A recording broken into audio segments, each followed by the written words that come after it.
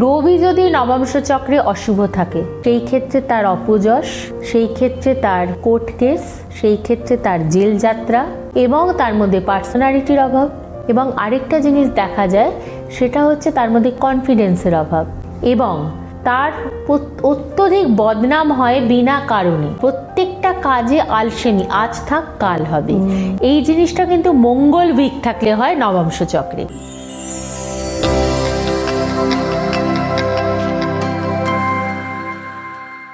নমস্কার, আপনাদের সকলকে স্বাগত জানাচ্ছি। আমি রূপালী। নমস্কার সৈনিধি, অনুষ্ঠানে স্বাগত। নমস্কার রূপালী, কেমন আছো? খুব ভালো আছি। আজকে আমরা যে পর্বটা নিয়ে আলোচনা করব, বলতে পারো যে একটা বহু চর্চিত সাবজেক্ট এবং এটার গুরুত্ব মানুষের জীবনে অপরিসীম। মানে যতটা আমাদের হরোস্কোপে, যতটা আমরা হরোস্কোপকে গুরুত্ব দিই, এটারও কিন্তু গুরুত্ব ঠিক ততটাই। আজকের আমাদের আলোচনা পর্ব হচ্ছে রূপালী নবাংশ চক্র নিয়ে। আমি তোমার কাছে বহুবার এটার কিন্তু উল্লেখ শুনেছো তুমি। অ্যাকচুয়ালি মানে নবাংশ কথাটা রটা হচ্ছে নটা আমসা, নবাংশ। অ্যাকচুয়ালি এটাকে নবাংশ না বলা হয়, নবাংশ, যেটা হচ্ছে নটা আমসা। এবং এই নটা আমসা কিন্তু আবার নটা মানে প্রত্যেকটা ইচ জোডিয়াক সাইন কিন্তু নটা ভাগে। আমসা মানে হচ্ছে ডিভাইডেশন।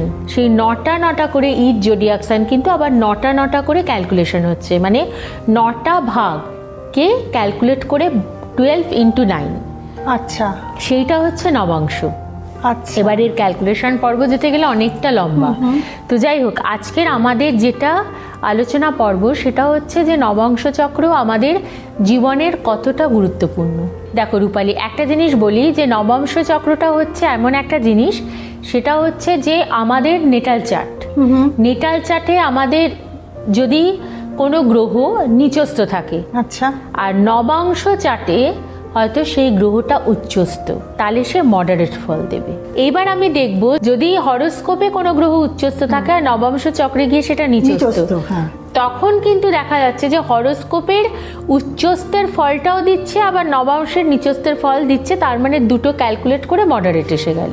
এরপর যেটা হয় যে সেটা হচ্ছে দ্বিতীয় যেটা আমি বলবো আলোচনার বিষয়, সেটা হচ্ছে কোনো গ্রহ হরোস্কোপে দ্বাদশভাবে রয়েছে, লগ্নের ষষ্ঠ, অষ্টম, দ্বাদশ, তার মানে তিনটে হচ্ছে নেগেটিভ প্লেস। কিন্তু দেখা গেল নবাংশ চক্রে যে চতুর্থ, পঞ্চম বা সপ্তম বা দশমে বসে আছে, তার মানে সে পজিটিভ প্লেসমেন্ট হয়েছে।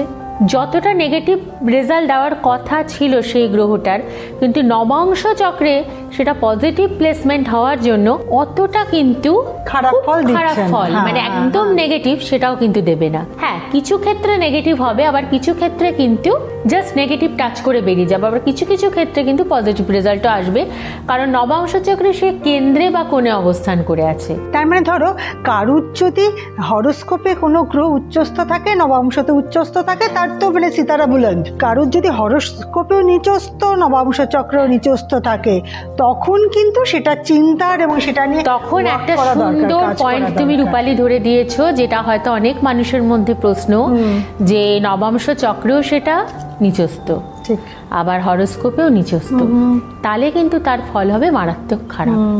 যদি তার অন্তর্দশা আসে, যদি তার মহাদশা, কারণ তার মহাদশা হয়তো অনেক সময় মানুষ, কারণ নটা মহাদশা তো সব মানুষ ফেস করে না, কিন্তু অন্তর্দশা কিন্তু প্রত্যেকে ফেস করছে। এবং এই অন্তর্দশাতে কিন্তু দেখা যাচ্ছে যে তার ফলটা আসছে, মানে ওই সময়টা অর্থহানি, কর্মহানি, স্বাস্থ্যহানি, বিবাহ বিচ্ছেদ, মেন্টাল ডিস্টারবেন্স, মানে সব কিছু একটা মানুষের জীবনে। কারণ নবাংশ চক্র তাকে চিহ্নিত করছে নিচস্থ বলে, আবার হরোস্কোপও তাকে চিহ্নিত করছে নিচস্থ বলে। দুটো নিচস্থর ফল কিন্তু অত্যধিক খারাপ। আরেকটা জিনিস সেটা হচ্ছে কারোর জন্মছকে দেখা গেল যে কোনো একটা গ্রহ হয়তো ভালো পজিশনে আছে কিন্তু স্ট্রেংথলেস, নবাংশ চক্রে সেই গ্রহটা কিন্তু স্ট্রেংথফুল, তাহলে ওই পাওয়ারটা পেয়ে যাবে, তখন ওই পাওয়ারটা পেয়ে যাচ্ছে। এবং সেই ক্ষেত্রে কিন্তু স্ট্রেংথলেসের ফলটা কিন্তু একটা জাতক বা জাতিকার সেই গ্রহের দশা বা অন্তর্দশা চলাকালীন কিন্তু আসছে না, তখন কিন্তু ফলটা মোটামুটি মডারেট ফল আসছে, এবং তাতে যা যা খারাপ জিনিস হওয়ার কথা ছিল অতটা হবে সেটা কিন্তু হবে না। আবার দেখা যাচ্ছে যে নেটাল চার্টে কারোর হয়তো দেখা যাচ্ছে লগ্নে, পঞ্চমে, সপ্তমে বা দশমে বা নবম ভাবে কোনো গ্রহ রয়েছে, যেটাকে আমরা অলওয়েজ বেনিফিট বেনিফিক বলে চিহ্নিত করে থাকি, কিন্তু নবাংশ চক্রে সেটা 6th হাউসে বা 8th বা 12th রয়েছে, তার মারক ফলেও কিন্তু কিছুটা অ্যাড হলো, হয়ে কিন্তু একটা দীর্ঘকালীন দশা, যেটাকে আমরা বলি মহাদশা, যে মেইন রুলিং প্ল্যানেট, যে লিড করছে একটা মানুষের সমস্ত জিনিসটাকে কন্ট্রোল করছে, ভাগ্যকে কন্ট্রোল করছে, তখন কিন্তু সে পজিটিভ ফলও দিচ্ছে, সে কিন্তু নেগেটিভ ফল দিচ্ছে। এইটা কিন্তু হচ্ছে নবাংশ চক্রের বলতে পারো একটা বেনিফিট, আবার বলতে পারো কিছুটা, সব জিনিস তো আর বেনিফিশিয়াল হয় না, কিছুটা নন বেনিফিশিয়ালও হয়। তো আজকে তুমি 4টে অশুভ গ্রহ আর শুভ গ্রহ নিয়ে কথা বলছি। একদম শুভ গ্রহ। এবার আমরা যেটা ধরে থাকি যে আমাদের 4টে শুভ গ্রহ, 5টা অশুভ গ্রহ। অশুভ গ্রহ আমি বহুবার আলোচনা করেছি, আমরা যেটাকে বলে থাকি যে রবি, মঙ্গল, রাহু, কেতু, শনি, আর শুভ গ্রহ হচ্ছে চন্দ্র, বৃহস্পতি, শুক্র এবং বুধ। নবাংশ চক্রে দেখতে হবে যে 9টা গ্রহের মধ্যে কোন কোন গ্রহ কোন কোন স্থানে অবস্থান করে আছে, তার কিন্তু একটা বেনিফিট আসে। যেমন নবাংশ চক্রে কারোর দেখা যাচ্ছে যে লগ্নের 4র্থে শুক্র অবস্থান করে আছে, 4র্থ ভাব, তার মানে একটা 4র্থ অংশ, কিন্তু 4র্থ অংশটা কিন্তু ডিনোটস করছে হচ্ছে তার প্রপার্টিকে, আচ্ছা, তার মাতৃস্থান। এবং অনেক সময় হয় শুক্রের ধরো মহাদশা চলছে, নবাংশ চক্রে সেটা লগ্নের 8ম ভাবে বসে আছে, কিন্তু নেটাল চার্টে বসে আছেন তিনি 3য় ভাবে। 3য় ভাবের ফল এবং 8ম ভাব দুটোর ফল দিচ্ছে, এবং 4র্থ পতি অবস্থান করে আছেন 8ম ভাবে। ঠিক ওই পিরিয়ডের সময় তার সাডেন আকস্মিক তার মাতৃহানি, মাতা হচ্ছে 4র্থ, 8ম ভাব হচ্ছে মৃত্যু, ডিস্ট্রয়, এবং ঠিক নবাংশ চক্রের ফলাফলটা কিন্তু পেয়ে গেল সে। সুতরাং আমাদের জীবনের নেটাল চার্ট যতটা গুরুত্বপূর্ণ, ঠিক ইকুয়ালি গুরুত্বপূর্ণ কিন্তু নবাংশ চক্র। সুতরাং যদি একটা ভালো প্রেডিকশন কেউ চায় এবং জীবনের প্রত্যেকটা বিষয় যদি সঠিক বিচার চায়, তাহলে সেই ক্ষেত্রে আমরা নেটাল চার্টকে যতটা গুরুত্ব দেব, যতটা ক্যালকুলেশন করব, ঠিক ততটাই ক্যালকুলেটিভ হচ্ছে কিন্তু নবাংশ চক্র। দুটো হরোস্কোপ মিলিয়ে বিচার করে যদি আমরা একটা গণনা করি, তাহলে আমার মনে হয় সেটার পারফেকশনটা অনেক বেশি আসে শুধুমাত্র নেটাল চার্ট বিচারের থেকে। এবার আমি 9টা গ্রহের প্রভাব নবাংশ চক্রের উপর বিচার করব। প্রথমত হচ্ছে যে রবি যদি নবাংশ চক্রে অশুভ থাকে, তাহলে একটা মানুষকে কি কি ফল ভোগ করতে হচ্ছে, সেই ক্ষেত্রে তার অপযশ, সেই ক্ষেত্রে তার কোর্ট কেস, সেই ক্ষেত্রে তার জেল যাত্রা, চোখের সমস্যা, তার স্কিনের সমস্যা, তার চুলের সমস্যা, এবং তার মধ্যে পার্সোনালিটির অভাব। এবং আরেকটা জিনিস দেখা যায়, সেটা হচ্ছে তার মধ্যে কনফিডেন্সের অভাব, এবং তার অত্যধিক বদনাম হয় বিনা কারণে। সে কোনো যেটা হচ্ছে অপযশ, মানে সে কোনো খারাপ কাজ করেনি, কিন্তু লোকে তাকে বদনামটা তার হচ্ছে, সেইটা কিন্তু নবাংশ চক্রে রবি যেহেতু তার খারাপ পজিশনে রয়েছে, আর নবাংশ চক্রে রবি উচ্চস্থ বা নবাংশ চক্রে রবি ভালো পজিশন আছে, সেই ক্ষেত্রে কিন্তু তার ঠিক উল্টো ফল। অল্প কাজ করেও তার সুনাম, ঠিক, তার চোখের কোনো সেরকম সমস্যা বা হার্টের সেরকম কোনো কঠিন সমস্যা তার আসবে না, এবং তার প্রচুর নেম ফেম আসবে, কনফিডেন্ট থাকবে, এবং দেখবে একটা মানুষ এসে দাঁড়ালে আমরা বলি বাহ কি সুন্দর। সব সময় কি আমরা তার মুখশ্রীকে সুন্দর বলছি?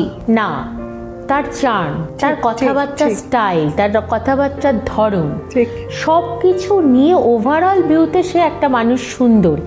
এই যে একটা চার্মিং চেহারা, তার কথাবার্তা, তার হাসি এবং ব্যক্তিত্ব, এই ব্যক্তিত্বটা কিন্তু রবি দেন। তার নেটাল চার্টে যদি রবি খারাপও থাকে, কিন্তু নবাংশে রবি ভালো রয়েছে, তার পার্সোনালিটি কিন্তু ভালো হবে। ওকে, এরপর আমি আসবো চন্দ্রের অবস্থান। চন্দ্র যেহেতু আমাদের মনের কারগ্রহ, আমাদের ভাবনা চিন্তা, আমাদের মানসিক বিকাশ, আমাদের থটস সবকিছু কন্ট্রোলড বাই মুন।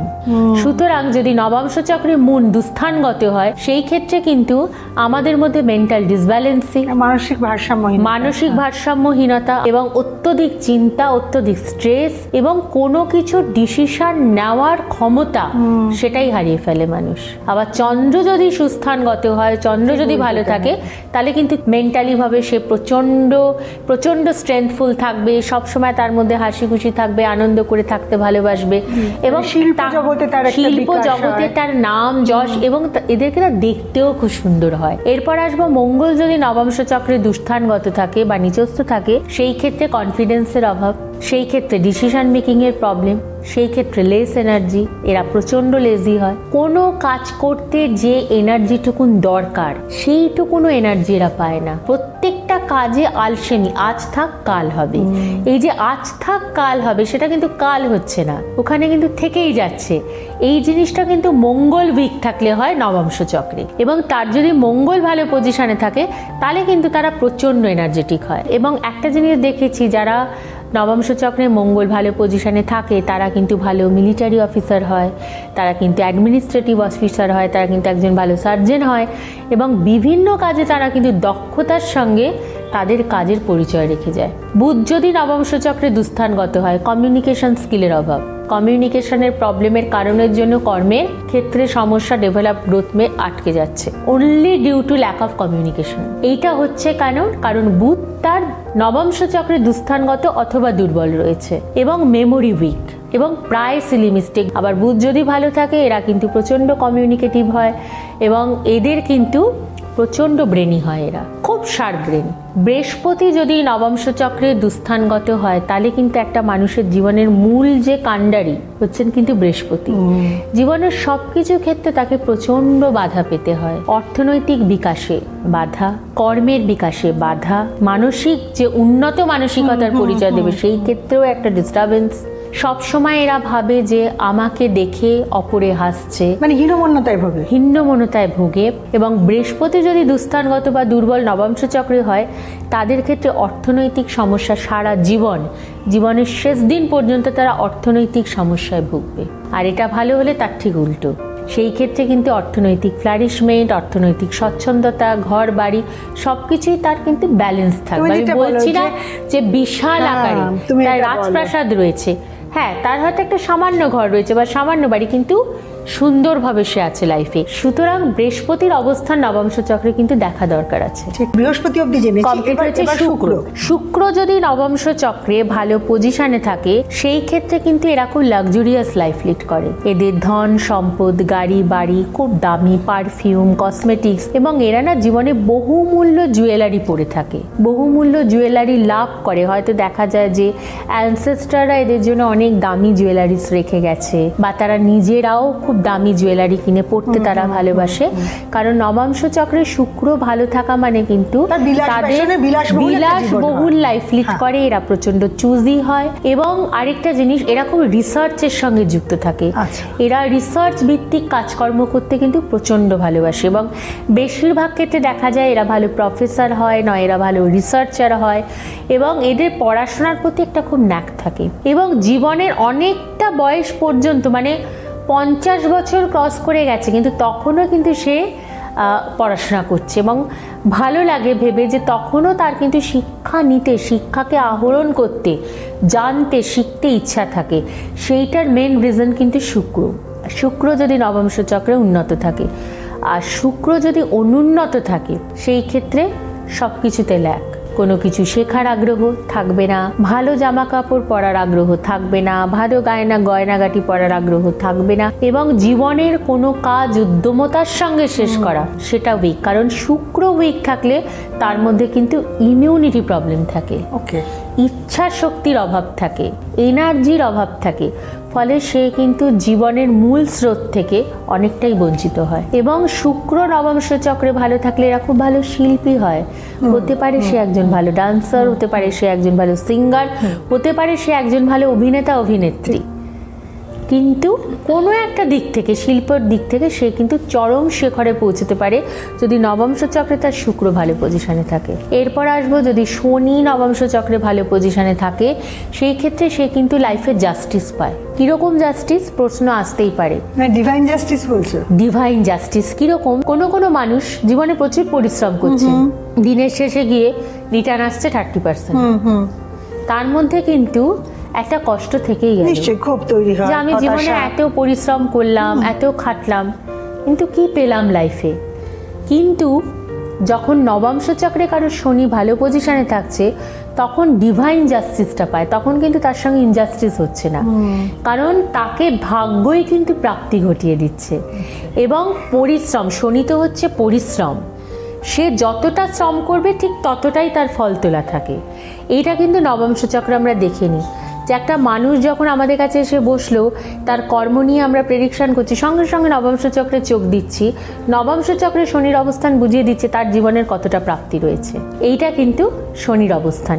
এরপরে আসবো রাহুর অবস্থান। রাহুর অবস্থান নবাংশ চক্রে যদি খারাপ থাকে, একটু জানি এটা তো শনির অবস্থান ভালো হলো, শনির অবস্থান খারাপ হলে ঠিক উল্টোটা হয়নি, ঠিক উল্টোটা হচ্ছে, পথে বসে যাওয়া, বাড়ি গাড়ি হানি, অত্যধিক লোন মেটাতে না পেরে বাড়ি চলে গেল, লোন মেটাতে না পেরে তার গাড়ি চলে যাচ্ছে, গয়নাগাটি, লাক্সুরিয়াস জিনিসপত্র সবকিছু বঞ্চিত জীবন। এবং এরা জীবনে খুব একাকিত্ব, এদের লাইফে না খুব একাকিত্ব থাকে, এরা খুব একাকিত্বে ভোগে। এরপর আমি আসবো রাহু।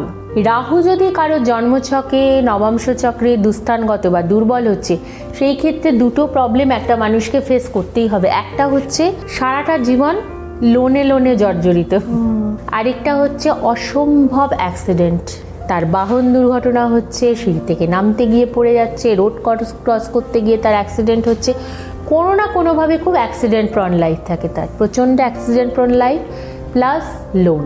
আর রাহু যদি ভালো থাকে তাহলে সরকারি চাকরি, উন্নতি পাওয়ার, অথরিটি, ফাটকা টাকা, এবং শুধুমাত্র দেখা যায় যে শেয়ার ট্রেডিং করে সে ধনী হয়ে গেছে, সেটা কিন্তু নবম চক্রে রাহুর অবস্থান বুঝিয়ে দেবে সে শেয়ার থেকে কতটা ইনকাম করবে। লাস্ট গ্রহটা পড়ে রইল কেতু। কেতু যদি নবম চক্রে খারাপ থাকে, রোগের একদম অ্যাডভান্স স্টেজে গিয়ে ধরা পড়ে, মানে অসুখটা শুরুতে বোঝা যাবে না, শুরুতে বুঝতে দেবে না, অসুখটা বাড়তে লাস্ট স্টেজে গিয়ে ধরা পড়বে। আরেকটা জিনিস, এদের জীবনে খুব শত্রু থাকে। আর কেতু যদি নবংশ চক্রে ভালো পজিশনে থাকে, তাহলে একটা জিনিস তার পাবে, জীবনে যতই কঠিন রোগ হোক, ঠিক সঠিক সময় রোগটা ধরা পড়বে, সঠিক ট্রিটমেন্ট, সে সুস্থ হয়ে যাবে। এতক্ষণ ধরে আলোচনা হলো, যার যেটা ভালো সেটা তো ভালো, কিন্তু যার যেটা ভালো নয় সেটাকে ভালো করার জন্যই তো রয়েছেন ডক্টর সোহিনী শাস্ত্রী। সেই পজিটিভ দিকে হাঁটানোর জন্যই তিনি রয়েছেন আমাদের পাশে। আমাদের শুধু সঠিক date of birth, place of birth এবং টাইম অফ বার্থ নিয়ে তার সাথে যোগাযোগ করতে হবে। কলকাতাতে ওনার চেম্বার 25 শ্যামাপ্রসাদ মুখার্জি রোড, কলকাতা 25 এই ঠিকানায়, উত্তর 24 পরগনায়, দিল্লি সিআর পার্কে, মুম্বাইতে, লন্ডনে এবং দুবাইতে। এবার কিন্তু কোথায় কখন ওনার অ্যাপয়েন্টমেন্ট পাওয়া যাবে তার জন্য হোয়াটসঅ্যাপ নাম্বারে যোগাযোগ করবেন, বা যদি কোনো চেম্বারে যেতে অসুবিধা হয় তাহলে তো অনলাইন কনসালটেশনের ব্যবস্থাই আছে, আপনারা জানেনই। এক কাজ করি, ওনার কাছে উপকৃত হয়েছে তো প্রচুর মানুষ, আসুন শুনে নি কোনো একজনের কথা তার মুখ থেকে। নমস্কার, আমি সৈকত নস্কর। নমস্কার, আমি টুলু নস্কর। আমরা ম্যাডামের কাছে লাস্ট 6 বছর ধরে আসছি। ম্যাডাম যেরকমভাবে আমাদেরকে গাইড করেন সেগুলো আমাদের খুবই হেল্পফুল হয়। এখন আমরা মেয়ের জন্য এসেছি এবং আমার পার্সোনালি আমার জন্য এসেছি। আশা করছি সেটাতে আমরা ম্যাডাম ওরকমভাবেই আমাদেরকে দেখবেন এবং আমরা সেই হেল্পটুকু পাবো। আজকের মতন বিদায় নিচ্ছি। আগামী দিন এই সময়, এই চ্যানেলে, এই অনুষ্ঠানে আপনাদের সঙ্গে আবার দেখা হবে। ভালো থাকবেন।